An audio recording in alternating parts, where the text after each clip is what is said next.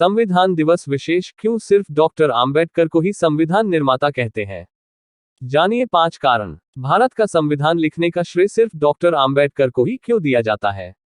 संविधान सभा में करीब 300 सदस्य थे, तो फिर डॉक्टर आम्बेडकर को ही संविधान निर्माता क्यों कहते हैं?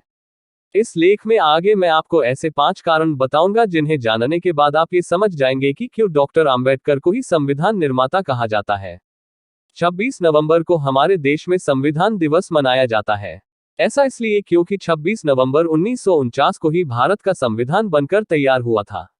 डॉक्टर आम्बेडकर संविधान की ड्राफ्टिंग कमेटी के अध्यक्ष थे, लेकिन मनुवादियों की तरफ से यह दुष्प्रचार किया जाता है कि संविधान तो कॉपी पेस्ट है और संविधान सभा के बाकी सदस्यों ने भी बहुत मेहनत की थी, लेकिन सारा श्रेय डॉक्टर आम्बेडकर को ही दे दिया जाता है। लेकिन हकीकत यह है कि संविधान बनाने में डॉक्टर आम्बेडकर से ज्यादा मेहनत किसी ने नहीं की थी। पहला कारण, सबसे ज्यादा काम अकेले किया। कहने के लिए संविधान की ड्राफ्टिंग कमेटी में कुल 7 लोग थे, लेकिन डॉक्टर आम्बेडकर को ज्यादातर समय अकेले ही काम करना पड़ा। बाबा साहब ने लगातार 141 दिनों तक संविधान की ड्राफ्टिंग कमेटी के चेयरमैन के रूप में अकेले काम किया, क्योंकि बाकी के 6 सदस्य अलग अलग कारणों से संविधान बनाने के काम में शामिल ही नहीं हो पाए थे। संविधान सभा के सदस्य टी कृष्णामाचारी ने संविधान सभा के सामने बताया था, यूं तो संविधान की ड्राफ्टिंग कमेटी में 7 सदस्य थे, लेकिन एक ने त्यागपत्र दे दिया था। दूसरे सदस्य की मृत्यु हो गई, तीसरे सदस्य अमेरिका चले गए, चौथे सदस्य राज्य के कार्यों में इतने व्यस्त थे कि कार्यवाही में शामिल ही नहीं हुए, पांचवें और छठे सदस्य दिल्ली से बहुत दूर थे और खराब सेहत के कारण संविधान बनाने के काम में शामिल नहीं हुए। इसलिए हुआ ये कि संविधान बनाने का सारा काम अकेले डॉक्टर आम्बेडकर को ही पूरा करना पड़ा। ये बयान खुद संविधान सभा के सदस्य टी कृष्णामाचारी का है। इसी से आप अंदाजा लगा सकते हैं कि क्यों डॉक्टर आम्बेडकर को ही संविधान निर्माता कहा जाता है। सेहत तो डॉक्टर आम्बेडकर की भी बहुत खराब रहती थी, लेकिन उन्होंने खराब सेहत के बावजूद अकेले ही सबसे ज्यादा काम किया। दूसरा कारण, सबसे काबिल थे डॉक्टर आम्बेडकर। आजादी के बाद भारत का संविधान लिखने के लिए किसी ऐसे आदमी की तलाश थी जो दुनिया भर के संविधानों का अध्ययन कर सके, कानून पेचीदगियों को समझ सके और भारतीय समाज के लिहाज से एक मुकम्मल दस्तावेज तैयार कर सके। पहले देश में ऐसे योग्य आदमी की तलाश की गई और फिर कुछ लोगों ने विदेश से संविधान विशेषज्ञों को बुलाने का प्रस्ताव दिया गया। लेकिन यहाँ समस्या ये थी कि आजाद भारत का संविधान भला किसी विदेशी के हाथों कैसे लिखवाया जा सकता था। बहुत मंथन और माथापच्ची के बाद कांग्रेस और देश के अन्य बड़े नेताओं ने डॉक्टर आम्बेडकर का नाम तय किया, क्योंकि डॉक्टर आम्बेडकर से ज्यादा पढ़ा लिखा व्यक्ति उस समय पूरे देश में कोई नहीं था। इसलिए डॉक्टर आम्बेडकर की काबिलियत को देखते हुए उन्हें ड्राफ्टिंग कमेटी का चेयरमैन चुना गया था। डॉक्टर आम्बेडकर की मेरिट के आगे कोई नहीं ठहरता था और उन्होंने इस जिम्मेदारी को बखूबी निभाया। तीसरा कारण, संविधान के कच्चे मसौदे को समेटा। संविधान सभा के संवैधानिक सलाहकार सर बी.एन. राव ने ड्राफ्टिंग कमेटी के सामने संविधान का कच्चा मसौदा पेश किया था, जो दुनिया भर के संविधानों पर आधारित था। यानी सर बी.एन. राव ने बहुत से संविधानों से कुछ कुछ बातों को लेकर कच्चा मसौदा दिया था।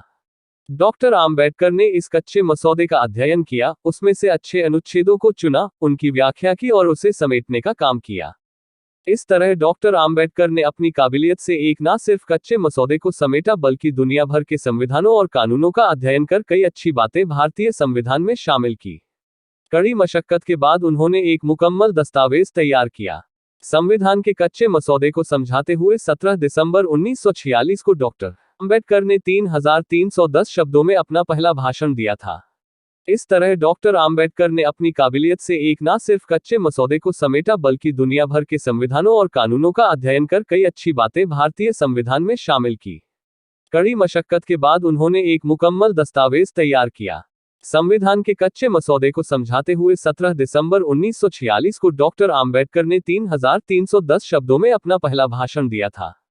चौथा कारण, कानून एक्सपर्ट के तौर पर शानदार काम। डॉक्टर आम्बेडकर लंदन के ग्रेज इन से बैरिस्टर की पढ़ाई करके लौटे थे। उस समय उनके पास दो पीएचडी की डिग्रियां थी। ऐसे में उन्हें कानून की बहुत अच्छी समझ थी। संविधान के अनुच्छेद अक्सर काफी मुश्किल और आसानी से समझ में न आने वाले होते थे। ऐसे में डॉक्टर आम्बेडकर संविधान सभा के सामने आने वाले तमाम मुश्किल सवालों का जवाब देते थे। संविधान सभा की कार्यवाही में बाबा साहब रोजाना औसतन 10 बार खड़े होकर बोलते थे, लेकिन कई बार उन्हें एक दिन में 20-25 बार खड़े होकर सदन को समझाना पड़ता था। कई बार विरोधाभासी दिखने वाले अनुच्छेदों पर उन्हें घंटों बहस करनी पड़ती थी। डॉक्टर आम्बेडकर उन चंद लोगों में शामिल थे जो ड्राफ्टिंग कमेटी का सदस्य होने के साथ साथ बाकी 15 कमेटियों में से कई कमेटियों के सदस्य भी थे। संविधान का प्रारूप तैयार होने के बाद उसे जनता की प्रतिक्रिया के लिए रखा गया था। इस प्रतिक्रिया में 7,635 संशोधन पारित हुए। बाबा साहब ने इन संशोधनों को पढ़कर 5,162 संशोधनों को रिजेक्ट किया और 2,473 संशोधनों को संविधान में समायोजित किया। पांचवा कारण, प्रमुख लेखकों विचारकों ने डॉक्टर आम्बेडकर को सराहा। भारत के पहले प्रधानमंत्री जवाहरलाल नेहरू की आत्मकथा लिखने वाले मशहूर लेखक माइकल ब्रेचर ने अपनी पुस्तक नेहरू ए पॉलिटिकल बायोग्राफी में माइकल ब्रेचर ने डॉक्टर आम्बेडकर को भारतीय संविधान का वास्तुकार माना और उनकी भूमिका को संविधान के निर्माण में फील्ड जनरल के रूप में रेखांकित किया।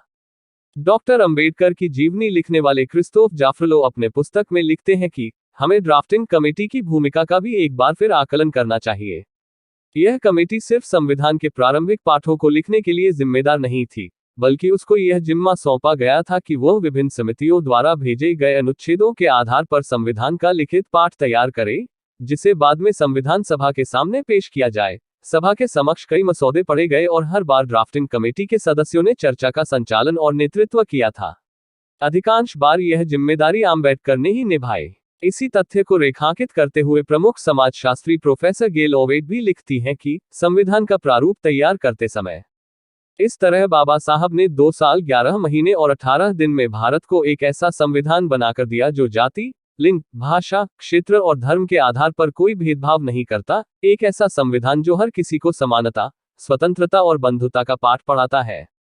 एक ऐसा संविधान जो सामाजिक न्याय की गारंटी है। इसीलिए डॉक्टर बी आर आम्बेडकर को भारत के संविधान का निर्माता कहा जाता है।